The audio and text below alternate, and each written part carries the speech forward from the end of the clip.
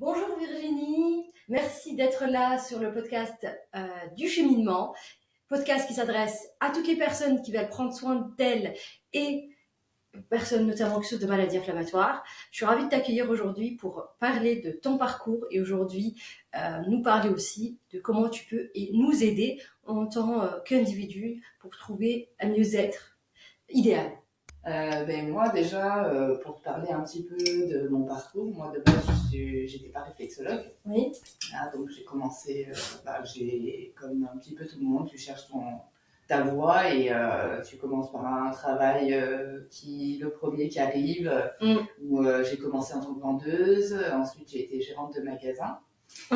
Et du coup, j'ai vécu énormément de stress au fur et à mesure des années, que ce soit lié au personnel, lié au professionnel. Oui. Donc, c'est devenu un stress qui était quotidien, qui m'a touchée physiquement. Okay. Donc, j'ai subi des douleurs. Au départ, ça a commencé gentiment par des petites douleurs ressemblant à des sciatiques. Oui. Donc, jusque-là, on ne s'alarme pas, on continue, on avance. C'est vrai. Voilà, on a envie d'avancer, de continuer. On se dit, c'est bon, ça va passer. Et puis, au final, ça s'est accentué au fur et à mesure du temps. Donc, beaucoup de fatigue. En plus, je continuais dans des stratégies qui n'étaient pas forcément très saines pour moi non plus, comme d'ailleurs beaucoup, et c'est pour ça qu'on travaille énormément dessus aujourd'hui. Et finalement, c'est arrivé que j'arrivais plus du tout à marcher. J'ai eu tout le côté droit paralysé de douleur. D'accord. Et donc, à partir de là, c'est vrai que moi, ça m'a fait comme un déclic dans ma tête. Et c'est là où j'ai commencé à travailler sur moi, parce qu'en allant voir les médecins, ils ne voyaient pas du tout d'où c'est que ça pouvait venir. Okay. Donc, on a fait plusieurs examens, IRM, scanner, tout ça. Ouais. Donc, pour eux, c'était totalement psychologique. Ouais. Voilà. Donc, il a fallu que je me mette à travailler sur moi. Donc ça a été vraiment un déclic. Vraiment se dire de ne pas continuer sur ce terrain-là, parce que bien sûr, on peut aggraver des situations. Et reprendre un petit peu quelque chose de beaucoup plus sain pour moi et retrouver un peu aussi du bien-être mental, aussi bien mental que physique finalement, parce que maintenant je me retrouvais avec des grosses douleurs. Voilà. D'accord. Au jour d'aujourd'hui, je ne peux plus soulever de poids lourd. Okay. Parce que dès que je soulève du poids lourd, étant donné que j'ai créé une usure dégénérative au niveau du sacro-iliaque, à force d'insister justement, d'insister dessus en se disant c'est bon, ça va passer. Et bien aujourd'hui, j'ai créé ce petit problème. Donc aujourd'hui, soulever du poids lourd, c'est impossible pour moi. Et donc j'ai connu la réflexologie pendant que j'étais en train de travailler sur moi en fait. D'accord. Donc je l'ai connue pendant une séance en entreprise et ça m'a intriguée. Donc j'ai posé énormément de questions à la personne qui m'a fait la séance et tout. Mais sur le coup, voilà, je l'ai laissé dans un coin de ma tête. C'est resté dans un coin de ma tête. Et puis j'ai laissé passer le truc. J'ai travaillé sur moi. J'ai été suivie par une énergéticienne qui m'a enlevé tous mes fardeaux émotionnels. On a travaillé aussi en coaching pour changer ma façon de réagir aux choses, qui était vraiment très extrême et qui du coup, finalement, au jour d'aujourd'hui, je me dis waouh. C'est vrai. Pourquoi je pensais comme ça? C'est sûr. Ça m'a aidé beaucoup à relativiser, à changer ma façon de réagir à tous les événements extérieurs et aux situations. Oui, bien sûr. J'ai changé petit à petit mon alimentation aussi. Très bien. Parce que j'avais une alimentation qui n'était pas du tout saine. Bah oui, mais quand on n'a pas le temps, on mange n'importe quoi. Exactement. Et puis, et au final, je me suis rendu compte que ça prenait pas tant de temps que ça de manger ça. C'est vrai. Donc ça, j'ai mis en place aussi une activité physique régulière et je me suis rendu compte que ça soulageait énormément mes douleurs. Donc ça. Et à partir du moment où j'ai commencé à y voir plus clair, où le brouillard s'est estompé dans ma tête, c'est là où j'ai commencé à me dire mais qu'est-ce que je peux faire moi pour aider les autres qui sont dans ma situation. Et c'est ça que j'avais envie. D'accord. Tu vois. Ok. Intéressant. C'est ce que tu dis, c'est le parcours de beaucoup de thérapeutes que je reçois ici ou que je connais, que je pense que toi aussi tu connais. C'est en fait cette remise en question vient de nous-mêmes. Exactement. Et on cherche une solution à l'extérieur Et des fois, on trouve, ça prend du temps, ça peut te prendre énormément d'années. Et comme ça peut être très rapide, parce que des fois, tu peux rencontrer la bonne personne au bon moment, et là, tu progresses de fou, que ce soit sur le mental, que ce soit sur ta douleur, ou parce que tu changes juste tout doucement tes habitudes, tu vois. Et ça t'a pris combien de temps? Parce que c'est ça qui est intéressant. Alors, ça m'a demandé quand même quelques années, hein, parce que... Avec le recul aujourd'hui, tu t'en rends compte que c'était pas si facile que ça. Ouais. Certes, ça demande beaucoup de volonté, beaucoup d'engagement, parce que le cerveau, il a un mode de fonctionnement. Ouais.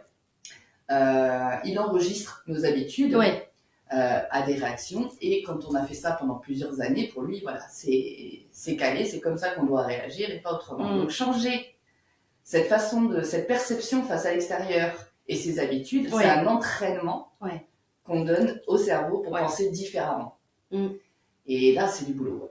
C'est du boulot, donc il y a eu quelques rechutes, mais où il y a pas, c'est bon, on culpabilise pas, le lendemain on recommence et on essaye de travailler jusqu'à que le cerveau intègre la nouvelle façon de penser, la nouvelle façon de réagir.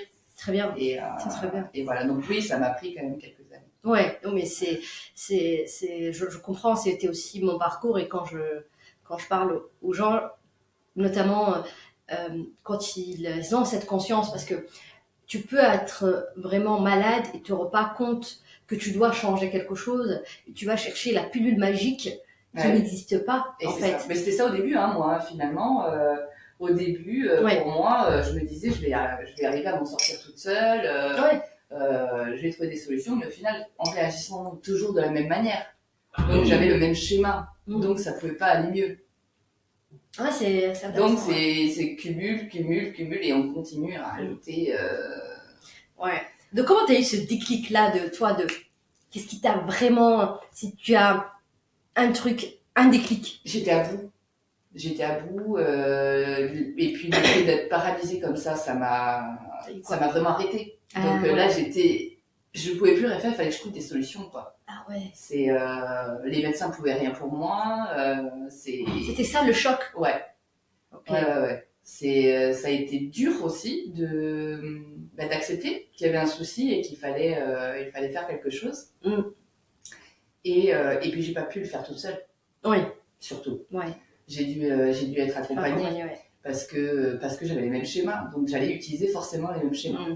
Donc bravo Virginie pour ton parcours, et que moi je trouve inspirant. Et tu vois, en fait, aujourd'hui, j'essaie un peu de comprendre. Moi, je fais aussi ce retour-là en arrière pour un peu comprendre qu'est-ce qui m'a vraiment fait que je me suis dit, là, j'en ai marre de souffrir et je dois changer. Mais comment, par où commencer? Parce que ça nous paraît très dur au départ. Tu vois, surtout quand tu tombes sur des médecins qui disent bah t'as rien, ou ils n'arrivent pas du tout à t'aider, même s'ils arrivent à trouver un diagnostic, et tu te dis mais comment je fais? C'est ça. Et tu finis parfois même que t'es folle, parce que moi c'est un peu ce qui m'est arrivé. Ils me disent que j'ai rien, mais dans ces cas-là, il se passe un truc, ça va pas bien là-dedans, quoi. Est-ce qu'on a pensé à te donner par exemple des antidépresseurs ou quelque chose comme ça? Non, parce que j'étais pas en dépression. D'accord. Mais ils voyaient que j'étais stressée, que voilà, j'ai fini un burn-out aussi. Okay.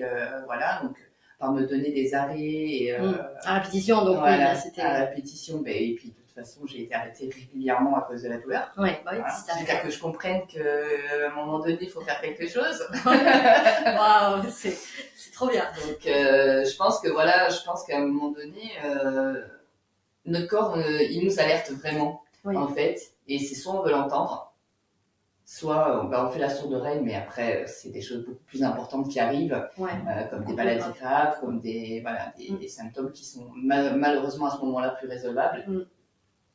Et j'ai eu cette chance d'avoir le déclic justement à ce moment-là. Super. Et aujourd'hui, comment tu te sens avec ce que tu as vécu dans ton parcours? Avec tout le travail que je fais aujourd'hui, je regarde en arrière, je regarde la Virginie d'avant et je me dis waouh, j'ai fait un sacré chemin, et j'ai dit mais pourquoi tu t'es pris autant la tête? Pourquoi tu t'es rendue malade? Et en plus pas forcément pour soi-même, et bien souvent pour les autres. Et on se rend malade parce que le travail, par exemple. Ouais. Parce qu'il y a une collègue qui travaille pas forcément comme nous, ou qui va être un peu irritante, alors que mais c'est pas grave. Ouais. Enfin, je veux dire, ça n'a pas d'importance. C'est pas ce métier-là, il nous permet de gagner un salaire, certes, mais après, à côté de ça, on n'a aucune reconnaissance ou autre. Donc, c'est se prendre la tête vraiment pour rien. Ouais, c'est vrai. Pareil, ou dans la vie, avec des proches, où on culpabilise pour eux. On leur donne des conseils, on aimerait qu'ils fassent ce qu'on leur conseille, mais ils ne le font pas, et du coup, on est malade. Ça nous rend dingue, parce qu'on voit qu'ils vont faire la bêtise, mais il faut qu'ils la fassent. Ouais. Et ça, j'ai réussi à l'accepter. Ouais, c'est vrai. Et du coup, en travaillant sur ça, et vraiment sur la vision que j'avais, c'est un soulagement. C'est une libération. Et quand tu vois la Virginie d'avant, qu'est-ce que tu as envie de lui dire? J'ai envie de dire, t'as bien bossé quand même, parce que c'était dur, c'était douloureux. Oui. Ça a été des passages à vide, avec des pensées très négatives, parce qu'on arrive à un moment donné où le cerveau il réfléchit plus correctement, il est plus du tout dans le positif. Et j'étais seule aussi, parce que j'ai élevé mes enfants toute seule. Oui, ça aussi, Donc j'ai été seule pendant de longues années avec mes deux petits. Ça a été extrêmement difficile, et dans l'état où j'étais, c'était très compliqué. Et je lui dis, t'as eu du courage, c'est bon. C'est bon, t'as réussi, tu peux lâcher prise. Waouh, bravo. Ça me donne la chair de poule, parce que c'est ce que je me dis à moi-même il y a quelques années. T'inquiète pas, tout va rentrer dans l'ordre. Voilà. Et c'est juste que tu devais vivre ça, et accepte-les, et lâche prise. Et ce que je dirais à moi peut-être dans le futur, quand je me verrai à ce moment-là, lâche prise, et les choses s'ouvriront, et tout s'arrange en fait. Exactement. Tout s'arrange. Avant juste que tu viennes, j'ai écouté un petit épisode je crois que c'est une vidéo, mais moi j'ai vu juste le réel, et le bonhomme il disait un truc sur les problèmes. Il dit, quand vous avez un problème, plus vous le réfléchissez, en fait quand vous allez réfléchir, vous allez trouver 2, 3, 4 solutions, parce que le cerveau est limité. Mais par contre, si vous êtes dans cette ouverture, il y aura énormément, infini de solutions. Exactement. Et là, tu vois, quand il a dit ça, j'ai vu le signe infini devant mes yeux, je me dis, il a tout à fait raison. Et oui. Parce que tu ne sais pas d'où ça va venir. Et comme tu es ouverte, tu vas écouter et prendre en considération. Et oui.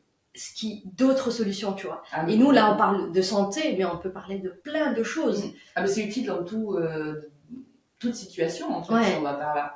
Parce que malheureusement, on est confronté à plein de défis au jour d'aujourd'hui. Franchement, c'est la vie. Voilà, c'est la vie, il y en a partout. Et c'est vrai qu'on a tendance à se bloquer, à faire focus sur un problème. Oui. Alors que, en lâchant prise, on prend un peu de recul. Et on se rend compte qu'il y a une infinie de possibilités. Et des fois, ça vient à nous. La solution vient à nous. Mais dès qu'on lâche prise. C'est drôle, hein. Et ça, c'est valable aussi pour la maladie. Comment toi, tu vois maintenant les choses par rapport à quand tu as des personnes qui viennent te voir, alors j'imagine que quand tu accompagnes les gens dans la réflexologie, est-ce que tu peux déjà nous expliquer ce que c'est la réflexologie? Parce qu'on a oublié de définir la base. Après, on revient. C'est vrai, on s'étale, on parle. Oui, mais bon. Non, mais attends, je nous explique ce que tu fais exactement. Donc moi, je suis réflexologue. Donc moi, je suis spécialisée en gestion du stress, déjà de base. Oui, tu le connais très bien, ce sujet. Je connais très très bien ce sujet, du coup, vu que je l'ai traversé. Oui. Ma méthode, c'est la neuroréflexologie. D'accord. Donc, elle combine en fait la réflexologie traditionnelle avec une connaissance approfondie du système nerveux. D'accord, ok. Donc, elle vise en fait en stimulant les zones réflexes des pieds qui correspondent à des parties du corps à réguler le fonctionnement du système nerveux et à favoriser donc le bien-être physique et mental. D'accord, ok, ça a l'air simple. Et donc, tu appuies sur des points précis, selon la problématique des personnes, bien sûr, parce que il faut des protocoles qui sont personnalisés, tout le monde ne réagit pas pareil. les problèmes, des symptômes qui vont se déclencher vont pas se déclencher sur d'autres personnes, même en situation de stress. Il y en a qui vont être atteints sur du digestif, d'autres plus que ça va être du musculaire, d'autres ça va être des douleurs articulaires. Donc ça change selon l'organisme de la personne, parce qu'on n'est pas fait tous pareil. C'est vrai. Donc on personnalise un petit peu tout ça. D'accord. Et comment toi, quand les gens viennent te voir, donc là on revient à la question, quel type de personnes tu aides? Quels sont vraiment tes clients? Est-ce que tu as des gens qui sont dans le préventif ou est-ce que tu as des gens qui sont malades? J'imagine que tu as les deux, mais... Alors, j'ai eu une fois pour du préventif, mais très sincèrement, je reçois beaucoup plus de personnes qui sont à bout. Et qui ont, comme moi, tout essayé et que effectivement, les médecins non plus n'ont pas de solution. Et donc, ils tentent. Ok, un peu le dernier recours. Voilà, ils tentent. J'ai eu des sceptiques aussi et qui, du coup, ont été extrêmement ravis des résultats. J'ai de plus en plus d'hommes, d'ailleurs. C'est vrai? Oui. J'avais beaucoup de femmes au départ. Et là, j'ai de plus en plus d'hommes qui viennent, qui arrivent très sceptiques, hein, donc ils ont énormément de questions. Et voilà. Et je leur dis, la meilleure façon, de toute façon, c'est d'avoir la séance et de voir par vous-même ce que vous ressentez à l'intérieur. Et donc, on a des effets assez rapidement? Alors, on a, selon les situations, comment tu as accumulé, depuis combien de temps. On a des résultats sur la première séance. Tu vas avoir une bonne relaxation. Et après, selon l'état de la personne, depuis quand elle a accumulé tout ce stress, effectivement, il va falloir un peu plus de séances qui sont rapprochées, tu vois, de 8 jours pour vraiment avoir des résultats significatifs. D'accord. Et une fois que tout est rétabli, parce qu'on travaille sur le système nerveux, donc il faut rééquilibrer les neurotransmetteurs qui agissent notamment sur les maladies inflammatoires. Ça agit également quand les neurotransmetteurs sont déséquilibrés. C'est impliqué dans la réponse inflammatoire. Et du coup, on rétablit tout ça de manière à redonner un équilibre. Et après, c'est juste en entretien pour pas qu'il retombe sur des déséquilibres. Après, ça, c'est mensuel, voire et tous les 2 mois. Ok, intéressant. Donc, en gros, quand la personne elle vient, juste pour expliquer un petit peu comment tu travailles, si tu veux bien expliquer. Donc, en gros, je viens te voir, on fait un bilan. Oui, tu me fais la première. Alors, j'ai un questionnaire de départ. Donc, déjà, pour connaître un petit peu ce qui se passe, s'il y a des maladies, si le parcours aussi, c'est très important. Donc il y a un questionnaire comme ça. Je fais un test aussi sur les neurotransmetteurs. Ok, génial. Pour voir un petit peu si c'est déséquilibré, il va falloir rééquilibrer parce que c'est souvent de ça que ça vient. Et donc on évalue un petit peu le pourcentage qu'il y a en neurotransmetteurs et ce qu'il faut travailler. Et ça me permet aussi de monter le protocole pour la personne. D'accord, d'une façon beaucoup plus personnalisée et vraiment comprendre le problème ou les problèmes de la personne. C'est une discussion avec aussi la personne, donc il y a vraiment un bilan de base avant le rendez-vous, mais après quand je suis avec elle, je vais approfondir sur ces questions. Et c'est vraiment un échange et une écoute sur son parcours de vie, voilà. Et ça m'aide à comprendre aussi pourquoi il y a eu ces déclenchements et pourquoi on est là aujourd'hui. D'accord, hyper intéressant. Et donc, ça dure plusieurs séances, donc en fonction, j'imagine, de la problématique. C'est ça. Tu vas avoir peut-être des personnes où tu feras peut-être 5 séances et d'autres, tu en auras peut-être beaucoup plus. Oui, ça c'est arrivé, oui. C'est arrivé sur des cas où vraiment les gens ils n'en pouvaient plus. Et là, oui, ça nécessite un peu plus de séances. Je suis allée jusqu'à 8 séances espacées de 8 jours. Mais c'est des cas particuliers, c'est assez rare. En général, 5 séances suffisent pour remettre quelqu'un d'abord. Des fois, un peu moins. Ça va dépendre de la personne, ça va dépendre de son organisme. Là, j'ai eu le cas il n'y a pas si longtemps. Je travaillais pour des personnes qui avaient une charge mentale. Donc, ça agit beaucoup sur leur digestif. Et le monsieur, on avait prévu 5 séances. Au bout de la 4e, il était rétabli. Waouh! Donc, je ne suis pas allée plus loin. Oui, bien sûr. Il viendra juste pour un peu l'entretien. Il viendra pour son entretien, après mensuellement ou tous les 2 mois, et ça suffira largement. Ok, donc, trop bien. C'est super. Allez-y, testez. Testez de la réflexologie. Moi, j'aime bien donc cette approche. Je l'utilise aussi dans mes protocoles. Mais ce qui est cool c'est cette complémentarité, tu vois. Moi, je suis pas réflexologue, je suis juste là, je fais de la réflexologie plantaire pour venir un petit peu travailler sur le drainage, enfin sur plein de points importants. Mais tu vois, toi, t'es allé te former encore plus loin que ça, et ça, c'est cool. Donc, c'est pour ça que, pour moi, t'es ma complémentaire dans cette prise en charge, même si j'ai cette première base. Et est-ce que ça s'adresse à tout le monde? Bon, moi je vais répondre à la question, mais voilà. Ça s'adresse à tous. Ça s'adresse à tous, hein, enfants, des enfants jusqu'aux personnes âgées. Oui. Après, il y a quelques contre-indications, hein, bien sûr, notamment quand on a une thrombose pléibite, parce qu'on peut, la réflexologie, elle peut, comment dire, décaler le retour veineux. Oui. Donc, faut faire très attention. Ça, on ne travaille pas sur une thrombose pléibite. S'il y a des blessures au pied, si on interroge quand même aussi s'il y a eu des opérations récentes, notamment des opérations du cœur ou des choses comme ça. Sur les femmes enceintes, il faut être prudent aussi, il faut quand même être formé. Moi, c'est pas mon cas, donc je ne travaille pas sur les femmes enceintes. Pour les personnes atteintes de cancer, pareil, il faut une formation complémentaire, donc que je n'ai pas, donc je ne travaille pas non plus sur les personnes atteintes de cancer. Déjà parce que moi, c'était pas mon but à moi, et puis il y a des réflexologues qui sont spécialisés là-dedans, mais il est possible de venir aider justement et soulager les personnes qui sont atteintes de cancer avec la réflexologie, avec bien sûr une formation qui est différent d'une prise en charge d'une personne qui n'est pas atteinte de ces problématiques-là. Exactement. D'accord, ok. Et donc, on peut te retrouver où Alors, moi, j'ai mon cabinet qui se trouve à la zone industrielle d'Émile. Oui, oui. Et après, je fais du domicile également. D'accord, tu te déplaces chez les clients. Je me déplace chez les clients, comme ça. Bien, d'ailleurs, de plus en plus, parce que ils se sentent en sécurité et en confiance chez eux, et c'est tout à fait normal. Oui.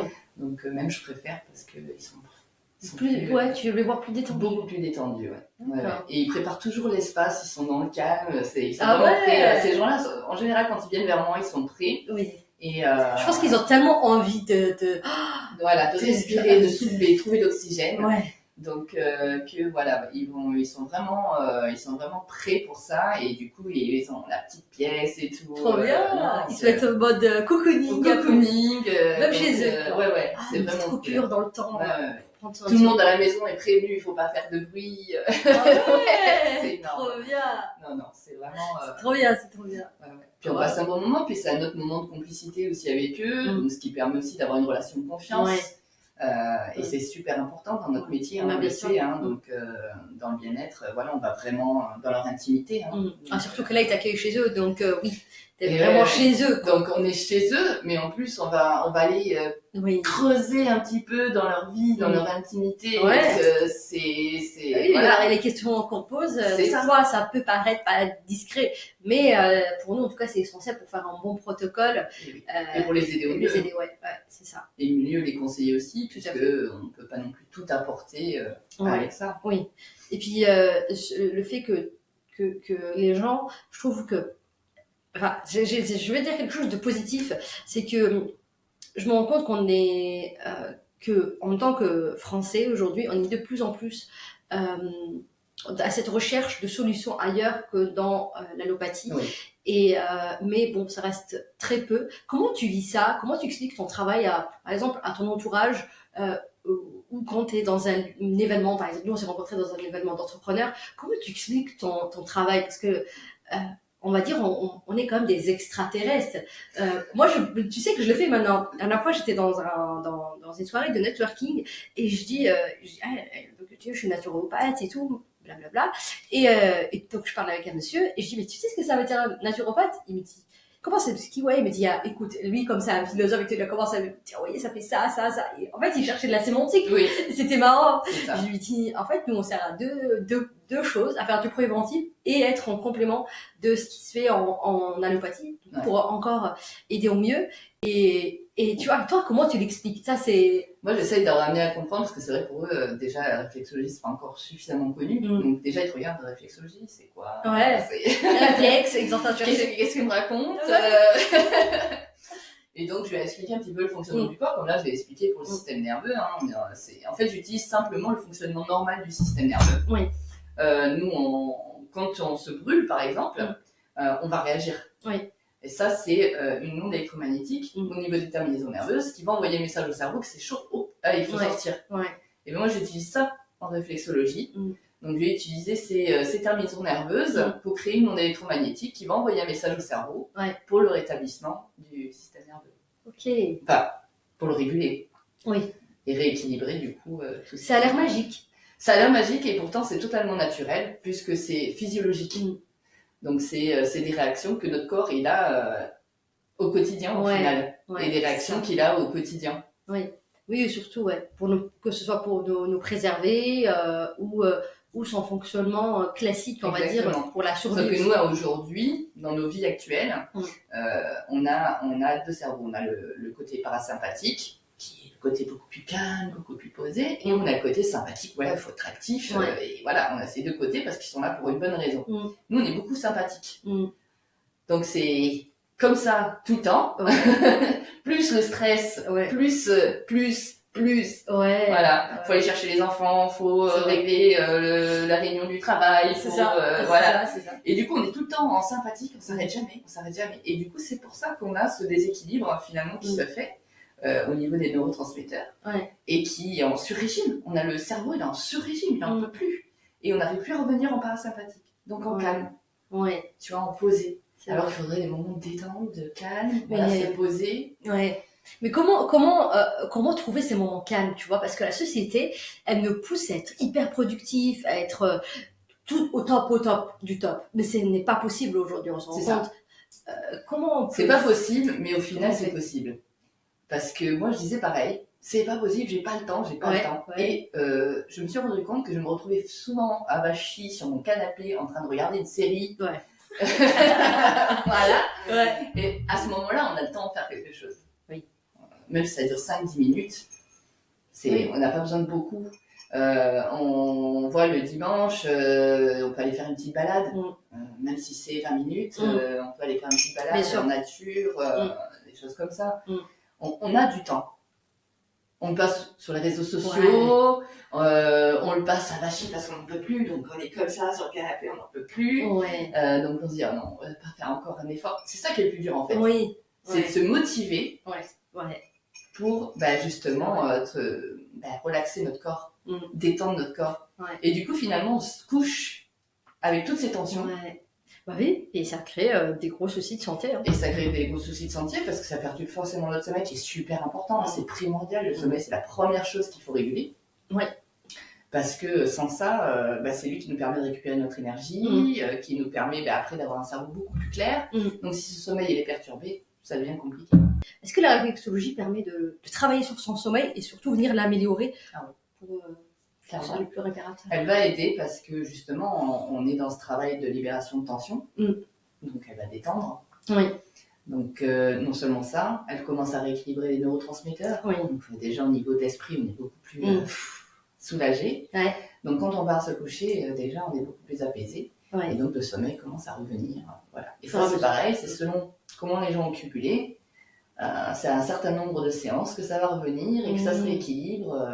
Là, l'exemple du monsieur que je te parlais tout à l'heure, au bout de la deuxième séance, il redormait normalement. Ses pensées n'étaient pas... Parce qu'il y avait beaucoup de pensées au niveau du travail, de ça qui le réveillait en pleine nuit. Donc, c'était des réveils nocturnes pour lui. Et du coup, on a travaillé sur ça. Donc, bien détendre au niveau de la zone réflexe du cerveau. Donc, bien détendre tout ça, rééquilibrer tout ce qui est neurotransmetteurs, détendre les tensions qu'il avait, parce qu'il y avait beaucoup de tensions musculaires. Donc, au niveau de cervical et de la zone crânienne et tout ça, il faut bien détendre. Et là, tu pars au lit, t'es bien. Bien sûr. Donc, ton sommeil ne peut être que bon. Non mais c'est vrai.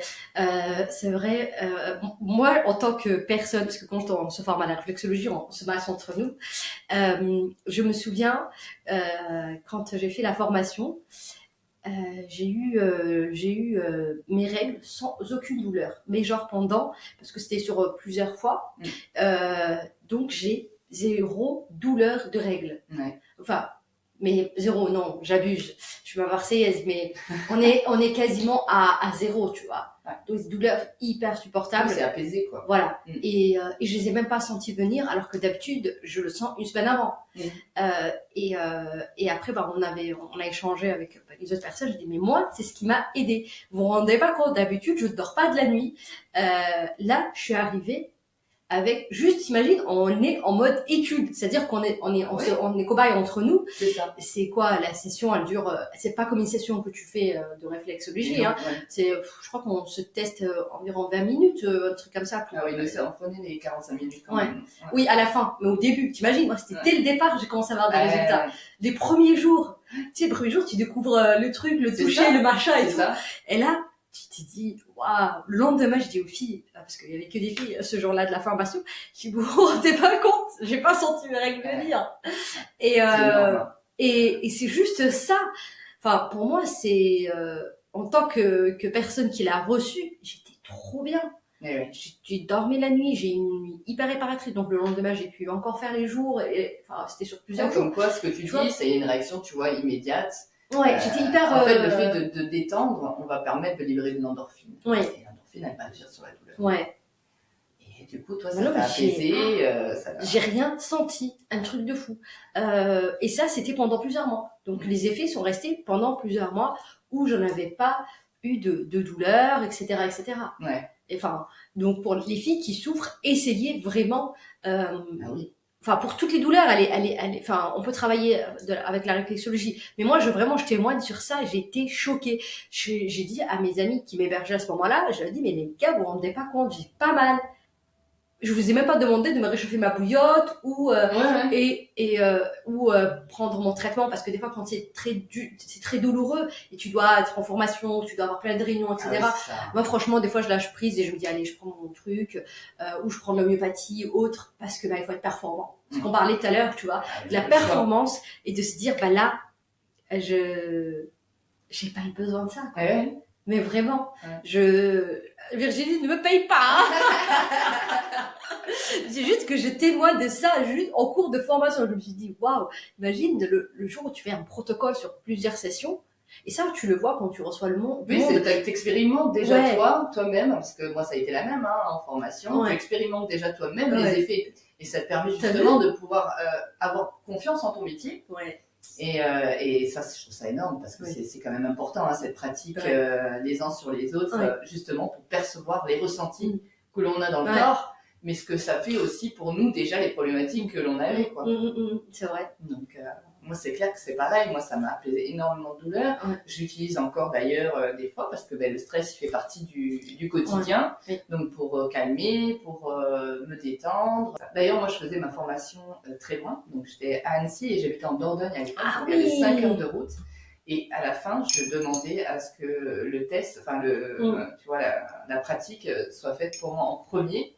Et pas en dernier, parce que sur la route, j'étais tellement détendue que tu sais, t'es un petit peu dans le coton, quoi, tu vois. Je pouvais plus faire la route, quoi. J'étais obligée de m'arrêter toutes les heures parce que, voilà, j'avais qu'une envie, c'était de me poser, d'être au calme, tranquille.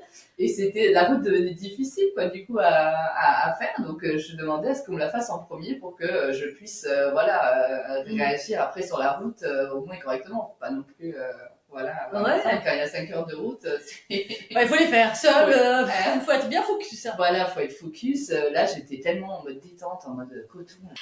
Donc, en dehors de la réflexologie, tu avais dit il y a tout à l'heure que tu avais d'autres protocoles que tu mets en place. Est-ce que tu as envie de nous les partager aujourd'hui? Peut-être que ça peut motiver les gens à... Les protocoles sur moi, ce que j'ai utilisé? Oui, sur la gestion du stress et comment tu as retrouvé aujourd'hui un équilibre. Alors moi déjà, j'ai commencé par mon suivi, donc ça a commencé par cette amie que j'ai rencontrée, tu vois, et comme je dis, il n'y a jamais de hasard dans la vie. On s'est rencontrés et ça a se matché de suite. Et c'est devenu une amie, et ainsi de suite. Et puis elle m'a parlé de ce qu'elle faisait. Et voilà, j'ai dit, tiens, je vais tester. Au départ, comme tout le monde, très sceptique. Très sceptique, je dis, depuis le temps que je me traîne mes valises, bon. Allez, on n'a rien à perdre. Et effectivement, j'ai fait ma séance et tout. Et la réaction a été très brutale. brutale. Et en fait, je me suis mise à pleurer, à manquer de souffle. Donc, parce que j'avais cumulé tellement de bagages émotionnels à l'intérieur de moi, mais que j'avais mis dans des cases. Hein. Tu vois, j'ai dit, il faut avancer dans la vie. Hein. Donc, tu mets ça dans une case, puis tu penses que tu as travaillé dessus. Tu penses que c'est bon, c'est passé. Et au final, je me suis rendu compte à ce moment-là que non, il y avait des choses même qui dataient de quand j'étais petite. Ah oui. Que j'avais pas résolu dans ma tête. Et là, ça m'a fait, mais alors sur le coup, être très brutal parce que j'ai eu peur. Hein. Je me suis dit, mince, j'arrive plus à respirer, j'arrête pas de pleurer. Ça fait peur. Et en fait, j'ai ressenti ça vraiment après comme une libération. J'avais l'impression d'être plus légère.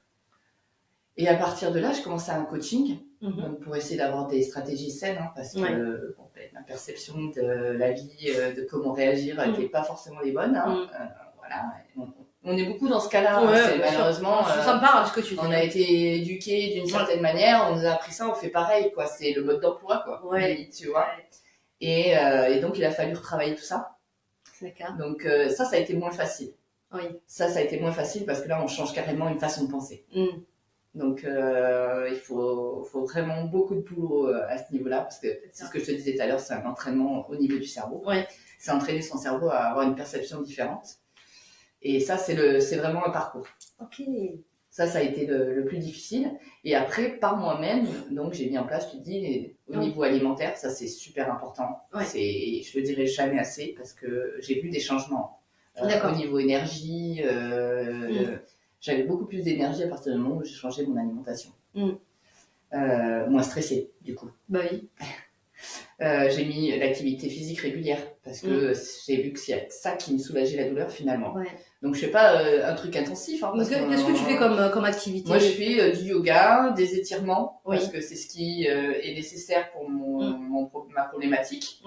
Donc je fais des étirements longs pour permettre d'étirer tout ce qui est tissu conjonctif, bien détendre les muscles et tout ça. Donc moi je fais ça. Je fais beaucoup de marches aussi. Donc je fais beaucoup de rando, des choses comme ça, mais ça c'est vraiment pour avoir ce lien et cette connexion avec la nature. Et je me suis rendu compte que ça me faisait énormément de bien. Aujourd'hui, si je l'ai pas, c'est vraiment un manque. Tu vois que il y a un truc. Je me dis là il faut que j'y aille parce que j'en ai besoin, parce qu'on sent que ça remonte, que le stress remonte. Et le fait d'y aller, c'est ressourçant pour moi. C'est vraiment voilà. Mais ça c'est ma personne. Il y a d'autres personnes, tu vois, ça va être d'autres choses, d'autres activités, d'autres le lien aussi avec les amis. Parce que ça, du fait que j'étais fatiguée, j'avais mis beaucoup de distance avec mes amis. Donc, des fois, j'étais dispo, mais des fois, tu vois, t'es tellement fatiguée, stressée. Bon, j'ai pas envie, puis je vais pas être agréable pour les autres. Tu culpabilises un petit peu. Là, maintenant, ce lien avec les amis, c'est super important pour moi aussi. Tu vois, d'avoir ce lien social et de pouvoir rire, de pouvoir parler d'autre chose que de ses soucis, parce que ça n'empêche qu'aujourd'hui, j'ai quand même des soucis. Ah oui, bien sûr. Voilà, je suis certes heureuse, ça, je peux pas mentir. Je suis beaucoup plus heureuse, mais parce que j'ai accepté d'être heureuse avec des choses beaucoup plus moins exigeantes sur ce que je voulais. Avant, c'était beaucoup... je serais heureuse, mais quand j'aurai ça. La condition. Cette condition. Et au final, t'as ça, mais tu veux ça. Et finalement, t'es jamais heureuse. Mais des fois, c'est intéressant, c'était pas le sujet d'aujourd'hui, mais tu vois, cette notion de bonheur, quand on le lie au matériel ou le fait, parce que on pense que quand on va avoir notamment le matériel ou la situation, par exemple, quand on va avoir des enfants, quand on va être marié, etc., on pense qu'on va être beaucoup plus heureux, alors que c'est beaucoup plus profond que ça. C'est vraiment intérieur. Si à l'intérieur, déjà, c'est pas résolu, on n'est pas heureux. On peut avoir tout ce qu'on veut, on sera jamais heureux. Et on peut même tout avoir, on ne sera pas heureux. Parce qu'à l'intérieur, ça ne va pas. Donc, on ne sera pas satisfait. On ne sera pas satisfait, c'est une éternelle insatisfaction. Et c'est moi ce qui m'arrivait d'ailleurs. C'était éternellement insatisfait parce que forcément, au fur et à mesure que ça évoluait, il y avait des choses de bien qui se passaient, mais que je ne voyais plus. Et ça, c'est pareil, c'est quand on est dans cet état de fatigue, de stress, on n'arrive plus à voir finalement qu'il nous arrive des bonnes choses. C'est fou quand tu te rends compte de ça. Je te comprends, c'est mon parcours aussi. Et le fait d'avoir pris justement le coaching et tout ça et pouvoir penser différemment, ça m'a m'a libéré énormément de Ouais, choses. ouais. Énormément de choses. Je suis beaucoup plus légère aujourd'hui, même face aux soucis, même face aux problèmes. Ça m'empêche pas d'être épanouie, ça m'empêche pas d'être heureuse. Oui, il y a un problème, mais on va le résoudre. Voilà. Il y a des fois, je trouve pas la solution tout de suite, bah, je lâche le truc, j'attends un petit peu, je vais m'aérer, et je reviens, et mon esprit est beaucoup plus clair. Et finalement, j'ai ce déclic dans mon cerveau, il me dit, ah, mais oui, c'est ça, faut que je fasse. Tu vois, pour régler ce problème, c'est ça. Tu vois, même là, dans mon entreprise, hein, il y a des fois, je bloque sur des trucs. Bah, je vais pas me fixer dessus. Ouais. Je laisse. Ouais. Tant pis, ça sera pas fait tout de suite, certes, alors que j'aimerais, hein, mais ça sera pas fait tout de suite, mais c'est pas grave, l'idée elle est pas là, la créativité est pas là, on laisse, on pose, on va faire autre chose, on va se détendre, on va s'aérer, et finalement on revient, et puis c'est le cerveau qui amène une idée. Et c'était ça la solution. Et c'était ça le truc. Ah mais oui, mais pourquoi j'y ai pas pensé plus tôt? Parce que c'était le process.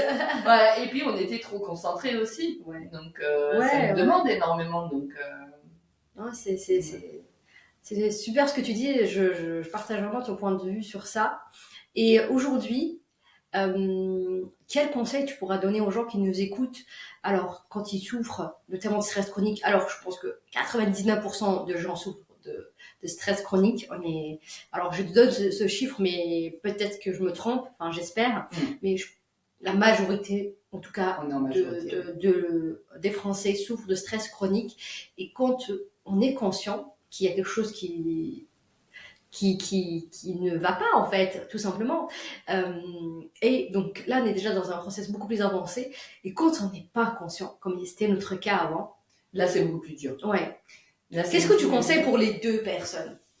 Sur une personne qui n'a pas conscience, c'est très difficile de conseiller. Parce qu'elle n'est pas encore à ce stade-là et elle n'est pas encore ouverte à ça. Donc il va lui falloir un travail encore, elle va encore rentrer dans ces schémas-là et jusqu'à qu'elle ait un déclic ou pas. Mais il y a malheureusement on peut pas apporter. Ça va être des fois une vidéo qui va apporter un déclic, des fois ça va être un événement comme moi au niveau physique. Ça va être des fois, ça prend comme ça, on en a marre, on est à bout. Là, j'ai eu le cas d'une dame qui voulait trouver des solutions parce qu'émotionnellement, elle en pouvait plus, ça la rendait très malheureuse et elle en avait marre d'être malheureuse. Donc voilà, mais on part toujours d'un déclic. On part toujours d'un déclic et d'une prise de conscience. Ouais, c'est vrai. Et c'est pareil, même à ce moment-là, au moment de la prise de conscience, il faut être prêt. À passer à l'action. Il faut être prêt à passer à l'action. Parce que la prise de conscience, c'est la première étape. Et donc, le passage à l'action, quelle solution on peut mettre en place, déjà seul, qui te vient comme ça en tête, toi? Déjà tout seul, c'est déjà prendre conscience qu'on a besoin de temps. Donc, s'accorder du temps, même si c'est 5-10 minutes. Là, j'ai eu une personne qui était tout le temps disponible pour les autres. Il faut arrêter. C'est bien d'être disponible pour les autres, mais si soi-même, on n'a déjà pas l'énergie pour nous-mêmes, on ne peut pas l'avoir pour les autres non plus, et on ne peut pas concrètement les aider, puisqu'on est fatigué, donc on n'a pas cette pensée positive, pas cette concentration pour apporter une aide positive. Donc déjà, se concentrer sur soi, c'est la première chose, pour pouvoir aider les autres. Si on veut vraiment aider les autres, il faut déjà se concentrer sur soi, s'aider soi-même, pour pouvoir mieux aider les autres. Ça, c'est la première chose. Après, c'est d'instaurer l'activité physique. Ça, c'est indéniable. C'est très important. Alors, bien sûr, comme je dis, activité physique, on pense tout de suite à quelque chose d'intensif. C'est pas forcément quelque chose d'intensif, mais aller faire le tour de pâté de maison pour promener le chien, par exemple, c'est une activité. Voilà, on fait ça tous les jours, ça fait du bien. On se rend pas compte, mais ça fait du bien. C'est un début. Et après, on instaure d'autres petites choses.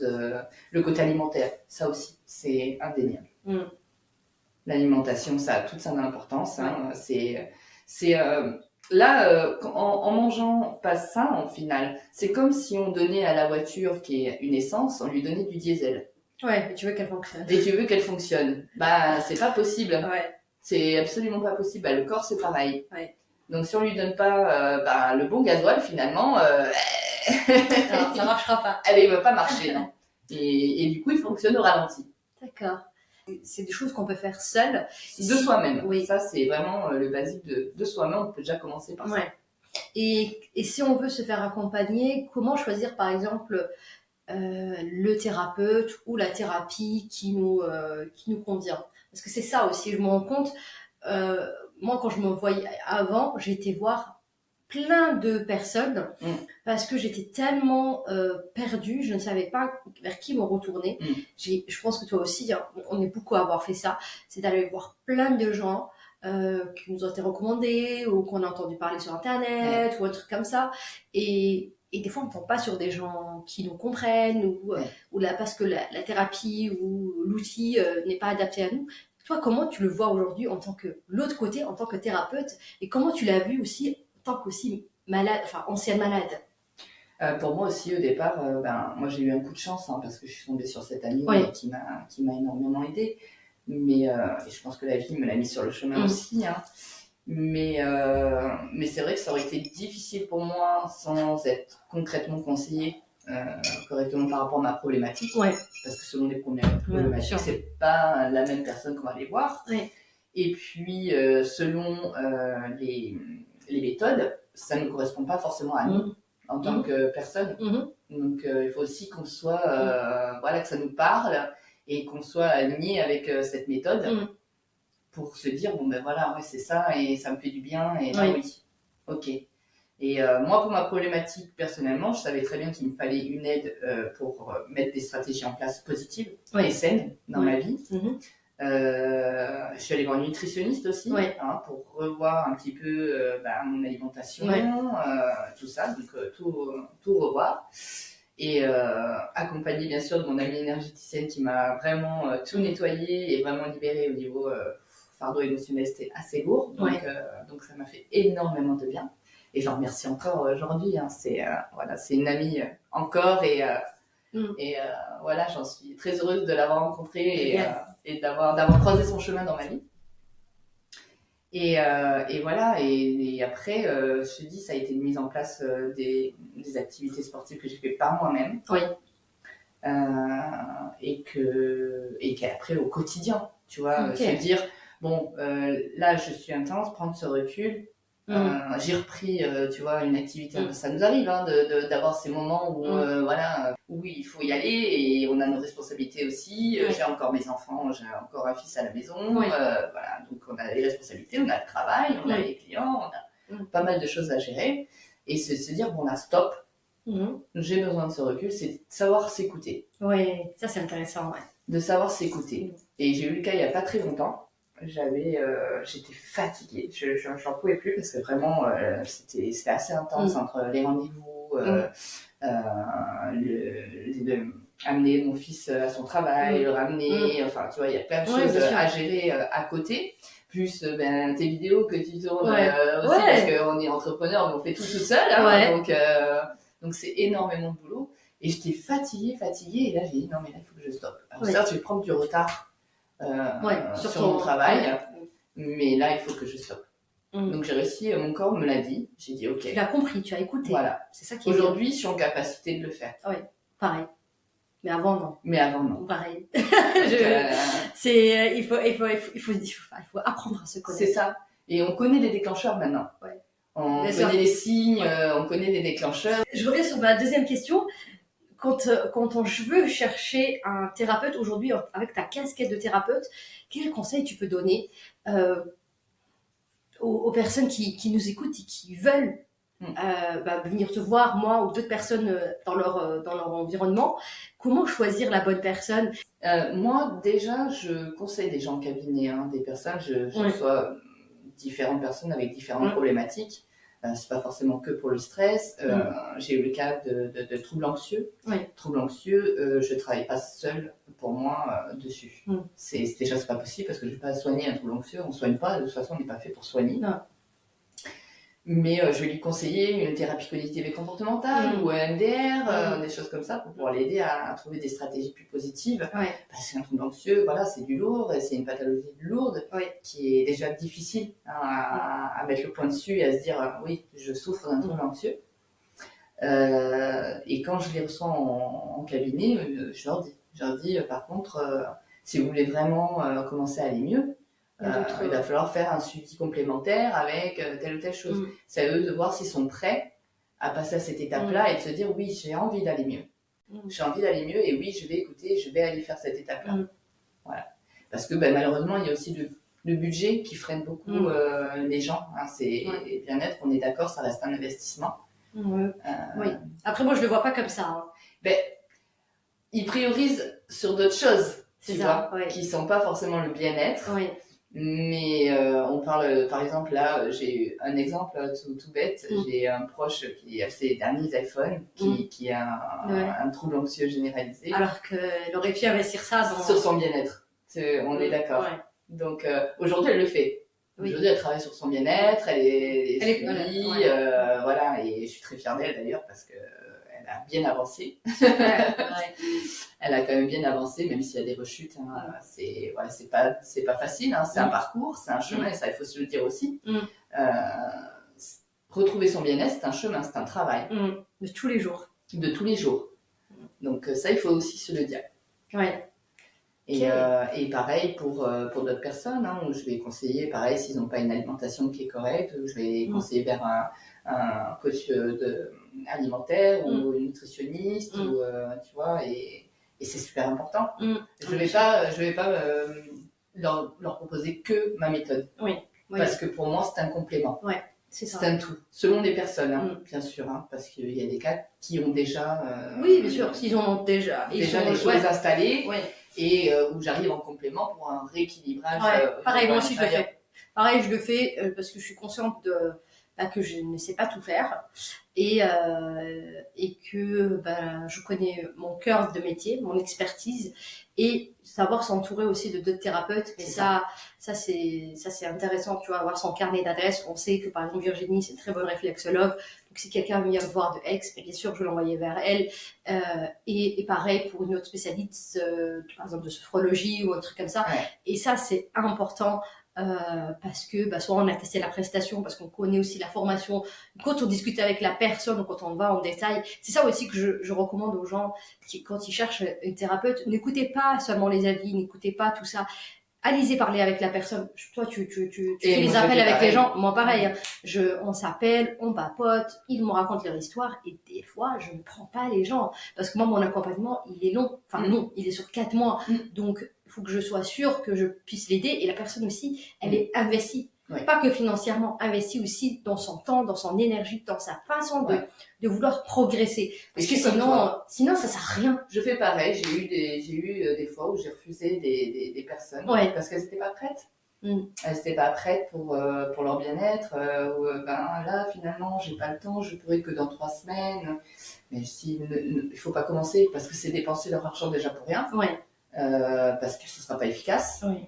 Donc, je peux pas m'engager. Déjà pour moi mon image parce que moi ce que je souhaite apporter quand même c'est du bien-être, donc il faut du résultat et pour eux parce que ils financent tout ça et de leur dire oui on se revoit dans 3 semaines, c'est pas grave, non, ce sera pas efficace. Donc je peux pas donc je préfère leur dire écoutez non, il va falloir choisir une autre méthode qui va beaucoup plus vite peut-être. Qui ira peut-être beaucoup plus vite. Après, il n'y a pas de méthode je crois magique. Pas il n'y en a pas. Sinon, on va réappliquer sur nous-mêmes. Nous, on apporte une aide, mais après, tout le travail vient de la personne. Et ça, j'en reste convaincue. Parce que moi, ça a été aussi mon cas. Et je pense que voilà, tu as vécu la même chose. Et tout le travail vient de la personne. Donc, c'est sa motivation, son engagement envers elle-même qui va faire que elle va aller mieux. Voilà. Et puis à l'écoute des conseils bien sûr que vont lui apporter tous les professionnels qu'elle va voir ou que... bien sûr.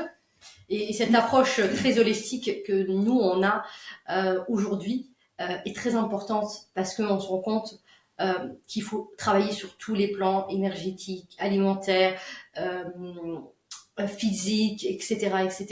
Et que tout ça t'aide dans ton processus de rémission. Complètement. Et d'arriver à un état où tu peux avoir, en tout cas, moi, mon objectif, c'est que mes clients, comme moi, c'était d'avoir une vie normale, c'est-à-dire voyager, ne pas être stressé, qu'est-ce que je vais manger, enfin bref, c'est ça. Vraiment dormir, ne plus avoir mal, tout simplement, quelque chose, tu vois, que ce soit physique ou mental, de ne plus être en boucle comme ça, parce que quand on a mal physiquement, on a mal aussi dans la tête, et ça, on s'en rend compte que quand on le vit, et malheureusement, aujourd'hui, cette prise en charge n'est pas énormément bien faite en France sur le niveau médical, et les gens, quand ils viennent nous voir, comme je t'ai dit, c'est pour ça que j'ai posé la question, est-ce que tu fais du préventif ou pas? Mais malheureusement, on ne le fait pas, parce qu'on n'est pas aussi éduqué à le faire. Moi, j'ai été voir des gens pour m'aider quand j'étais mal, parce que le médecin ne l'a pas fait, tu vois.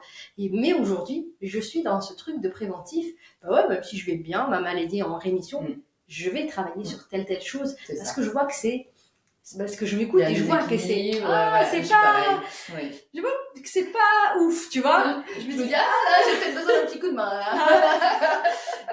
Pourtant, je connais plein de choses, mais là, lol. Moi, c'est pareil, je continue quand même malgré tout, quand je sens que, de moi-même, je peux pas ramener cet équilibre indirectement. On le ressent aujourd'hui, cette capacité toutes les deux de vraiment s'écouter et de connaître ces signes, justement, et de nous permettre, justement, Et là, je vais aller voir cette personne parce que je sais que là, elle va me remettre un petit peu. Il me manque ça. Sinon, parce qu'on est consciente aujourd'hui dans notre processus que on ne sait pas tout faire. On a aussi regarde, même tes réflexologues, tu peux pas faire ta réflexion. C'est pas le même ressenti, c'est pas toute seule. Voilà. Moi, j'ai essayé, je pourrais, mais le ressenti n'est pas le même. Je trouve que c'est quand même mieux quand c'est quelqu'un d'autre qui le fait, où on peut vraiment se détendre et se relaxer. Bien sûr que ça a une action sur le corps, mais on ne se détend pas, parce qu'on est concentré sur le geste qu'on pose, donc on se détend pas, on se relaxe pas vraiment, on est concentré sur ce qu'on est en train d'appliquer. Alors que c'est pas le but. Le but est vraiment de relâcher et de se détendre. Ok, alors on va bientôt terminer. Si tu veux nous donner des conseils que ce soit sur la gestion stress ou sur quelque chose de plus global, si tu veux, qu'est-ce que tu peux donner comme 2 conseils? Tu veux donner beaucoup plus aux gens qui nous écoutent. Bien sûr, le stress, c'est le deuxième facteur des maladies inflammatoires. Je pense qu'il est ex aequo avec l'alimentation moderne. Il n'y a pas encore de statistiques qui prouvent ça, mais pour moi, ils sont ex aequo. Qu'est-ce que tu peux donner comme recommandation, comme conseil que les gens peuvent mettre en place? Voilà. Et on termine comme ça l'épisode. Accordez-vous des moments de détente. Voilà, ça commence par déjà ça. Et vous verrez déjà au niveau sommeil, ça ira mieux. Vous allez retrouver de l'énergie et ça va vous permettre d'avoir plus de recul, justement pour trouver des solutions à gérer ce stress. Comment gérer ce stress? Voilà, vous aurez plus de recul et plus de lâcher prise à ce niveau-là. Mais ça commence déjà. Commencez par vous accorder du temps pour vous détendre. Je le dirai jamais assez. Il faut s'accorder du temps parce que au jour d'aujourd'hui, il est même primordial parce que effectivement, on est hyper sollicité dans la vie. C'est super important. Ça, et puis faites attention à votre alimentation parce que c'est ça qui va vous permettre d'avoir l'énergie nécessaire pour affronter tous les défis au quotidien. Donc, voilà. Merci Virginie, merci d'être venue, d'avoir partagé ton parcours, tes solutions. Alors, je vais juste faire une petite promo de Virginie. Donc, elle se trouve à Aix-en-Provence. Donc, vous pouvez la retrouver sur les réseaux, mais ça, je mettrai tous les liens dans la description. Et voilà, si vous voulez la voir, n'hésitez pas. En tout cas, elle sera ravie surtout si vous lui dites que vous l'avez découvert via le podcast. donc voilà. Merci encore une fois. Merci à toi de m'avoir invitée et de m'avoir donné cette chance de pouvoir parler de mon métier. Avec plaisir. Et puis de surtout parler du stress, qui est vraiment quelque chose que pour moi, ça me tient à cœur. On pourra en parler pendant des heures. On pourrait. Mais bon. On va arrêter là. Merci à toutes les personnes qui vont nous écouter. Et n'hésitez pas à réagir, à nous partager vos tips, comment vous gérez le stress, qu'est-ce qui marche sur vous. Parce que c'est aussi intéressant de s'inspirer des uns et des autres. Il y a tellement d'outils et c'est ça qui est intéressant. Il y a tellement d'outils et qui sont vraiment, pour moi, je dirais, très personnel, tu vois. Oui, tu prends l'outil, tu l'adaptes à toi, tu l'essayes, tu vois que ça marche, bah tu le gardes. Tu vois que oui, c'est que ça nous parle. Donc, c'est vrai qu'il y a tout un panel d'outils en fait pour la gestion du stress, mais il faut vraiment que ça parle à la personne et que ça soit adapté à la personne. Voilà, moi j'ai les miens, mais ça correspond pas forcément à quelqu'un d'autre. Prenez soin de vous, à bientôt, bye bye.